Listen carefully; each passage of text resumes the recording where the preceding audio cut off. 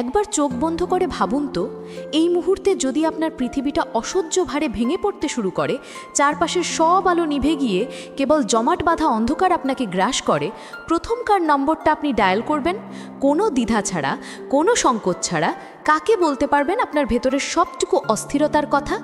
আপনার জীবনে কি এমন কোনো বন্ধু আছে যাকে আপনি মাঝরাতে ফোন করে বলতে পারেন, আমার ভালো লাগছে না? যদি আপনার কাছে এই প্রশ্নের উত্তর হ্যাঁ হয়, তাহলে বিশ্বাস করুন, জাগতিক সমস্ত সম্পদের ঊর্ধ্বে আপনি এক অমূল্য ঐশ্বর্যের মালিক। আপনি পৃথিবীর সবচেয়ে সুখী মানুষ।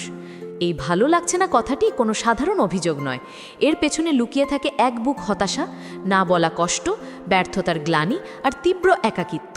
এটা সেই মুহূর্ত যখন আমাদের ভেতরে সাজানো পৃথিবীটা ভেঙে চুরমার হয়ে যায়, যখন আমরা দুনিয়ার সামনে শক্তিশালী থাকার অভিনয়টা আর চালিয়ে যেতে পারি না। এই চরম দুর্বল মুহূর্তে যার কাছে আশ্রয় খোঁজা যায়, সে শুধু একজন বন্ধু নয়, সে আপনার জীবনের সেফটি নেট, আপনার মানসিক আশ্রয়ের একমাত্র ঠিকানা। আমাদের জীবনে মানুষের অভাব নেই। সোশ্যাল মিডিয়ায় হাজারো বন্ধু, অফিসের সহকর্মী, উৎসবের সঙ্গী, কিন্তু এই ভিড়ার মাঝে কয়জন আছে যে আপনার ভেতরের নীরব কান্নাটা শুনতে পায়? কয়জন আছে যে আপনার হাসির আড়ালের বিষণ্ণ মুখটা পড়তে পারে? বেশিরভাগ সম্পর্কই আজ শর্তের ওপর দাঁড়িয়ে। সবাই আপনার সাফল্যের সঙ্গী হতে চায়, আপনার ভালো সময়ের ভাগিদার হতে চায়, কিন্তু আপনার পতনের মুহূর্তে, আপনার খারাপ লাগার গভীর রাতে কয়জন আপনার পাশে এসে দাঁড়ায়? মাঝরাতের ওই ফোন কলটা শুধু একটা সাধারণ কল নয়, ওটা হলো বিশ্বাস আর ভরসার চূড়ান্ত পরীক্ষা। আপনি যখন কাউকে মাঝরাতে ফোন করেন, আপনি শুধু তার ঘুম ভাঙান না, আপনি তার কাছে নিজের সবচেয়ে অরক্ষিত, সবচেয়ে দুর্বল রূপটা তুলে ধরেন। আপনি এই বিশ্বাস নিয়ে ফোন করেন যে ওপাশের মানুষটা আপনাকে বিচার করবে না, আপনার দুর্বলতা নিয়ে উপহাস করবে না, বরং বলবে, চিন্তা করিস না, আমি আছি।